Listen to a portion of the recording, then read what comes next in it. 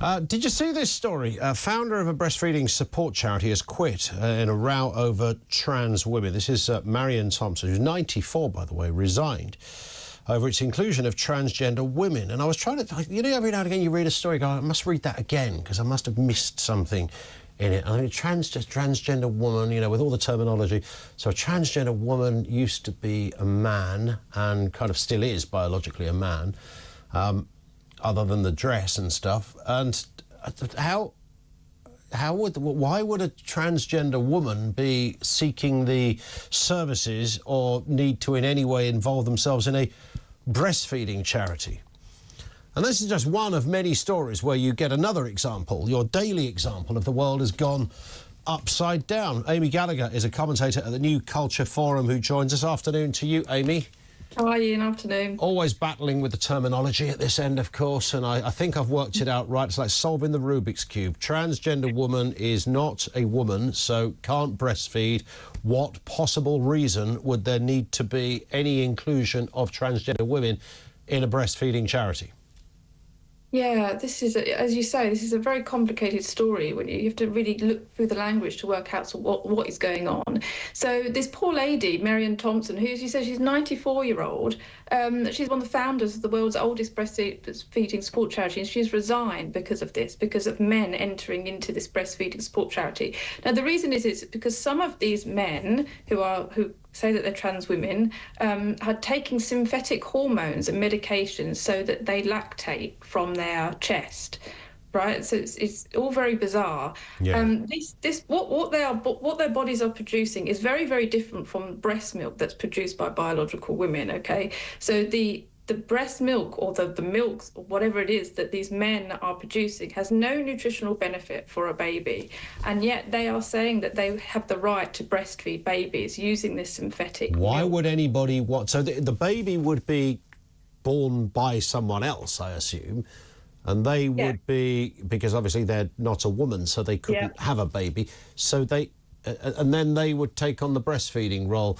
Even though, now, at a time like that, you'd think that the medical world would step in and go, whoa, hang on a second, we're really not sure about this. I mean, the safety aspect, just so you can have a bit of an experience with a false boob and some pretend milk. Yeah, this is what I mean. It's all about, I mean, as this lady said, Marion Thompson, she said she's resigning because this charity is now about the fantasies of adults and not about the mother-baby bond. And as you say, it's remarkable that the medical profession would even allow this, because it's not good for the baby, and it's not good for the mothering and the baby bond. You know, the mother is connected to the baby, to the mother's body. So it's it's disregarding kind of thousands of years of evolutionary biology. We know that mother's breast milk, it passes on antibodies, for example, it changes to reflect the nutritional needs of the baby and so on, but apparently this transgender ideology trumps all of that, and if a man feels like he needs to breastfeed in order to feel like he is a woman, then that's the most important thing. And if we don't allow him to do that, we're being, you know, discriminatory and trans. I mean, this is just bananas. I mean, this is almost at another level of ridiculousness in an increasingly ridiculous debate. Yeah, it is. And yeah, as you said, you've got to think about the reasons why would a man want to do this? There's okay, a person can dress how they want and identify how they want, and even if they want a certain pronouns, but to take it to this extent, you've got to think about what is going on in this person's head, that they disregard the needs of the baby, they disregard the impact they're having on all the women around them, and they want to make it all about them, and they want to take something that's exclusive to women, which is mothering and breastfeeding, and say, well, I as a man can do that just as good as you, which they can't. But it seems to be that they're trying to break down the fundamental differences in biology here. I mean, but this is new level territory, isn't it? It really is. It's kind of like some kind of Frankenstein horror show, that you would want to force a baby to be part of this kind of ideology in a way that they have to actually take on this kind of synthetic milk. Yeah. It's very disturbing, actually, very disturbing. Sometimes we can, these trans stories come up and we can say, oh, they're a bit silly, but actually underneath it, there's stuff that's going on that's so sinister. And it's very, very worrying. And I feel so sorry for this woman that's had to resign, who spent her whole life supporting women. Yeah. Horrible. Let's have a look at another example of just the topsy-turvy world we were in.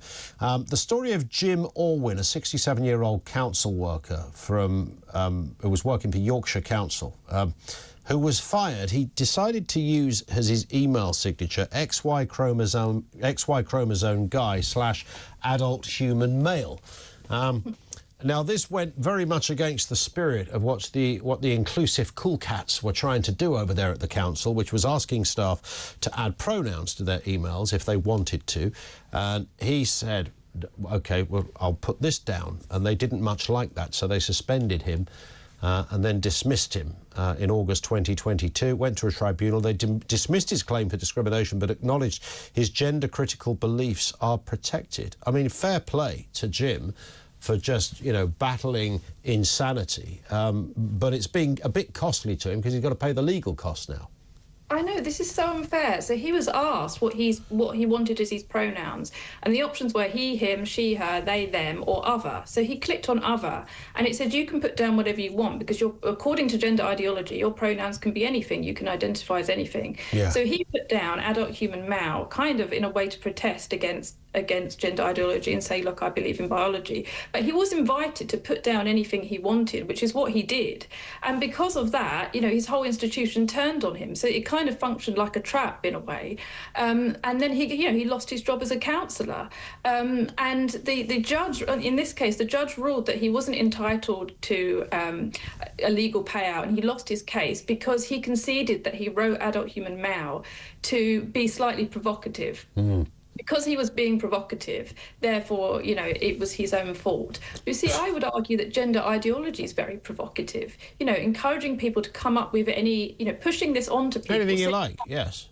Sending out emails saying, are you a they, them, or are you a ze, zer? To me, that's provoking people that don't believe in this ideology. Correct. But this seems to only go one way, and that's the problem with this. And it's so, this poor guy, 67, is now having to use his retirement fund to pay for all these legal fees. And good on him for trying to fight it.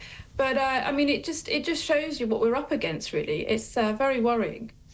And just a final one, while you're with us, we might as well, check in on this story, Amy. Parents' fury after school tries to ban Christmas references from its festive pantomime so it can be inclusive to kids of all faiths. Now, this is rather troubling as well. The head teacher at the primary school removed all Christmas references. Parents criticised the decision to make it an inclusive event for kids of all faiths, particularly by excluding Christmas. The school said, but we don't celebrate, some families don't celebrate Christmas, and had children removed from festive events. And they also said that a pantomime wasn't really a kind of Christmas event, which it clearly is. This is so confusing. They want the pantomime to not refer to Christmas, even though everybody associates pantomimes with Christmas, and there's something that's done at Christmas time. So I don't know what's going on here, and it seems very... it was even Christmas songs that had to be removed, and you've got to think about why. Where is this coming from? Who's saying that they're offended by the mention of Christmas or Christmas songs?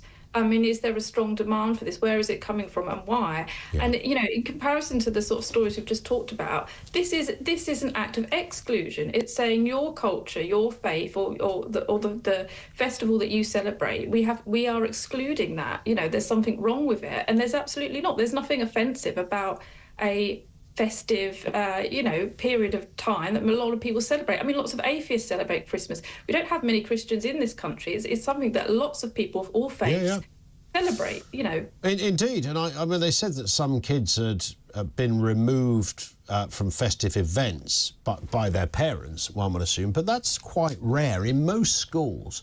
Yeah. Where you've got a bit of a mix. Most kids just join in with all the different whatever the celebration is, whether it's Eid or something else, they won't. The mum or dad doesn't take the kid out of school because they're looking at Eid today, so we must not let our child, who's a Christian, go anywhere near that. In fact, you sort of encourage it a bit and go, that's quite a nice thing, to find out a bit more about another. Nothing wrong with that. It's a democracy. So I don't know, you know, it's usually when we get one of those stories, isn't it, of they've taken the Christmas lights down in a town. It's never really some kind of angry Muslim bloke. It's usually some pasty white Christian who's decided that they're, or a white liberal, I should say, who's decided that this is going to be offensive to somebody. But everyone else is going, it's not offensive to us, but there we are. Yeah. Yeah, and it shows you how quickly these institutions kind of buckle under the first complaint. You know, really, they should have just stood up to these parents and said, you know, it'd be good for your child to attend, and it's a shame that you wouldn't want them to. And that should have been the end of it, really. 100%. Amy, as ever, thank you. We'll speak again soon. Amy Gallagher, commentator at the New Culture Forum, with us here on the programme.